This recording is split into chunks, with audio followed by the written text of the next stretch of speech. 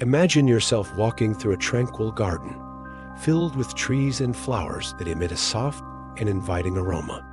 This was the setting where Epicurus, the Greek philosopher, spent his afternoons with his disciples in a place that became known as the Garden. Yet far from being a simple refuge of pleasure and rest, Epicurus's garden was, in fact, a center of deep reflection on the nature of human happiness and suffering. Founded by Epicurus in Athens in the 4th century B.C., this garden was not just a physical place, but also a philosophical space, where followers sought to understand how to live a life without fear, a life of moderate and rational pleasure. But at the heart of this quest for a fulfilling life, Epicurus raised a paradox that still resonates today. If God is all-powerful and good, why does evil exist? It is this question, Epicurus's paradox, that we will now explore, a question that challenges the very foundations of theology and philosophy. Brace yourself, for what follows may test your deepest beliefs. Epicurus's paradox is simple, yet profoundly unsettling. It confronts us with a question we have all asked ourselves at some point in life. If God is all-powerful and perfectly good, why does evil exist in the world? Epicurus framed the question this way: if God wishes to prevent evil but cannot, he is powerless. If he can but does not wish to, he is malevolent. And if he both can and wishes to prevent evil, then why does evil exist? This dilemma has become one of the greatest challenges in philosophy and theology, as it touches on fundamental questions about the nature of God, free will, and the very reason for suffering in the world. Yet while many philosophers grapple with this dilemma, some see it as mere proof that the existence of a benevolent, omnipotent God is, at best, incompatible with the existence of evil. In his philosophy, Epicurus argued that the pursuit of pleasure is the path to a virtuous and pain-free life. However, he acknowledged that evil such as suffering and pain is part of human reality.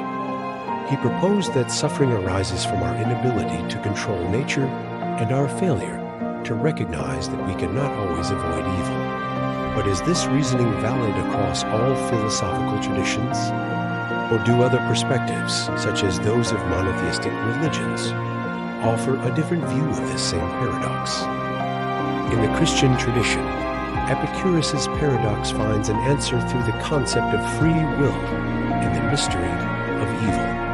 Christian philosophers and theologians, such as St. Augustine, argue that God, being perfect and omnipotent, created the world with a greater purpose, one that involves human freedom. Augustine, for instance, believed that God indirectly created evil. Evil is not a creation in itself, but rather the absence of good. According to this view, by creating beings endowed with free will, God allowed evil to arise as a consequence of humanity's choice to turn away from good. Thus, evil would be a consequence of the freedom granted to humans, not a flaw in divine creation. But does this explanation satisfactorily answer Epicurus's dilemma? For many, the question persists: why permit suffering, even if it is a consequence of human freedom? And if suffering is allowed as a test or an opportunity for spiritual growth, why does evil afflict even the innocent, such as children or those who have no part in the world as wrongful choices? The weakness of this Christian explanation lies precisely in the persistence of suffering, which seems to lack a direct or justifiable reason, at least from a human perspective. This Christian approach, therefore, ventures into complex territory where trust in divine purpose and the mystery of suffering coexist, challenging even the faithful to deeply reflect on the nature of God and the meaning of human suffering.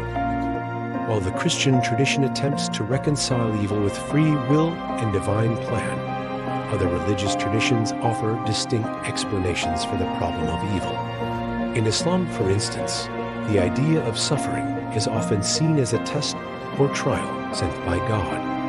Al-Ghazali, one of Islam's most influential thinkers, wrote that suffering and evil are, in fact, part of God's divine plan, so that humans may exercise patience, faith, and morality. For him, God, though infinitely good, permits evil in a way that ultimately serves a greater good, one that often lies beyond human comprehension. In Hinduism, the conception of evil and suffering is deeply tied to the cycle of karma and samsara. Suffering in this framework is seen as the reflection of past actions, manifesting in subsequent reincarnations. Evil is not something God creates, but a natural consequence of choices made in prior lives. Liberation from suffering occurs only when one attains moksha, freedom from the cycle of rebirth. In Buddhism, evil and suffering are perceived as intrinsic to human existence. The Buddha himself taught that life is filled with dukkha, often translated as suffering or dissatisfaction. For Buddhists, the solution to evil and suffering lies not in divine intervention, but in practicing the Eightfold Path, a journey of self-discovery and overcoming desire, which is the root of suffering. These differing perspectives offer intriguing insights into evil, demonstrating that it is not uniformly understood across religions. Each tradition seeks to address human suffering in ways that align with its spiritual principles. Yet, do these explanations suffice to resolve Epicurus's paradox? Or is evil, as Epicurus suggested, an inevitable part of the human experience and existential challenge that no religion can fully circumvent? From a philosophical standpoint, Epicurus's paradox remains a relevant and challenging dilemma to resolve. Contemporary philosophers like David Hume revisited the problem of evil, arguing that the existence of evil contradicts the notion of an omnipotent and benevolent God. Hume believed that if evil exists in the world, it implies that either God is not as good as Scripture claims, he is not as powerful as we believe, or perhaps evil is simply a feature of the universe beyond human comprehension. On the other hand, thinkers such as Alvin Plantinga, one of the greatest philosophers of religion, proposed an intriguing solution known as the free will defense. Plantinga argues that an all-powerful and perfectly good God could permit evil in the world if free will is a greater good that justifies such suffering. He posits that the possibility of evil is an inevitable consequence of the freedom God granted his creatures. A world where people were incapable of choosing evil would, in fact, be a world without moral freedom and thus inferior. For Plantinga, the freedom to choose is essential to genuine morality, and this implies that for true good to exist, evil must be a real possibility. This free will defense, however, is challenged by some philosophers who argue that the scale of suffering in the world and its seemingly random, disproportionate nature appears incompatible with the idea of a God who could freely prevent evil. They question whether the suffering of innocent children or natural disasters like earthquakes and tsunamis can truly be justified by human freedom. Thus, Epicurus's paradox endures as a focal point of reflection, forcing us to confront the limits of our understanding of God, morality, and the existence of evil. Perhaps more than offering a definitive solution, the paradox reminds us of the complexity and mystery inherent in both human and divine existence. Despite the answers offered by different philosophical and religious traditions, Epicurus's paradox continues to touch on an essential question about the human condition, the meaning of suffering. Ultimately, the dilemma is not solely about the existence of evil, but also about how we confront it and what it teaches us about life, faith, and the purpose of our existence. No matter how deeply we seek logical or theological answers, the true challenge lies in understanding why suffering exists, especially when it seems to lack any clear reason or cause. The search for meaning in suffering is a recurring theme in both philosophy and theology. Thinkers like Viktor Frankl, a psychiatrist who survived the horrors of Nazi concentration camps, argue that even in the most extreme circumstances, it is possible to find purpose. For Frankl, how we respond to suffering, the attitude we adopt in the face of pain, defines our experience. He suggests that instead of avoiding or denying suffering, we can find meaning in it not because suffering itself is good, but because it offers us the opportunity to transcend it, to respond consciously and with purpose. From a Christian perspective, suffering also holds a redemptive role. The theology of the cross, central to Christian tradition, proposes that Christ as suffering serves as a model for how we might redeem evil and suffering in our own lives. Suffering is not seen as meaningless, but as a chance to experience divine solidarity and the love of God, who is not distant from human suffering, but present within it. This understanding of suffering as something that can be transformed into good is radical and counterintuitive, challenging our natural instinct to avoid pain at all costs. Yet, even these theological and philosophical explanations do not erase the complexity of the problem of evil. After all, how can a good God allow so much suffering? Or how can we justify the existence of evil that afflicts even the most innocent? Epicurus's paradox, therefore, is not merely a philosophical puzzle, but a question that challenges us to reflect on the meaning of our own existence and the purpose of suffering in our lives. Epicurus's paradox, though formulated over 2,000 years ago, remains one of the central questions in contemporary philosophy. The idea that the existence of evil challenges the concept of an all-powerful and perfectly good God has not lost its relevance over the centuries. In fact, modern philosophy, particularly existentialist philosophy, has embraced this dilemma and transformed it into a reflection on human freedom and the meaning of life. Philosophers like Jean-Paul Sartre and Albert Camus grappled with the absurdity of human existence in a world where suffering and evil seem omnipresent. For Camus, human suffering is a constant, and attempting to find logical meaning for it is a futile task. Instead, he proposes that humans must confront this absurdity directly, without resorting to divine or rational explanations. Rather than seeking a solution to the paradox of evil, Camus advocates for the idea that life can be lived with dignity, even in the absence of a grander purpose. On the other hand, some contemporary philosophers have attempted to reconcile the problem of evil with the notion of a benevolent God by adopting the concept of open theism. This theory suggests that God, though omnipotent and good, does not determine every aspect of the universe. Instead, he engages dynamically with the world, allowing human free will and natural laws to influence events. In this framework, evil is not necessarily a flaw in creation, but a consequence of freedom and the unpredictable interactions within an ever-evolving system. The problem of evil thus remains one of the most debated areas in philosophy and theology. Every proposed solution, whether philosophical or religious, raises new questions and deepens the mystery of suffering further.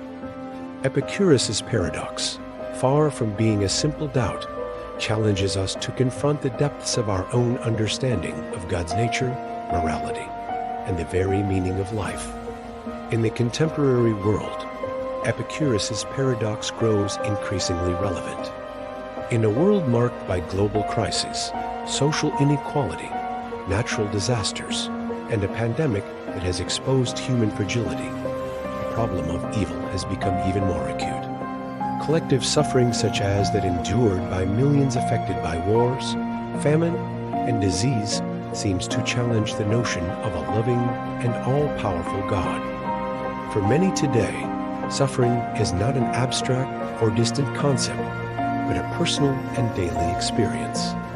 Contemporary philosophy, particularly political philosophy and applied ethics, also raises questions about humanity's responsibility for evil. Philosophers like Martha Nussbaum and Amartya Sen address the idea of social evil, extreme poverty, inequality, lack of access to healthcare and education as forms of suffering largely caused by human choices and unjust social structures.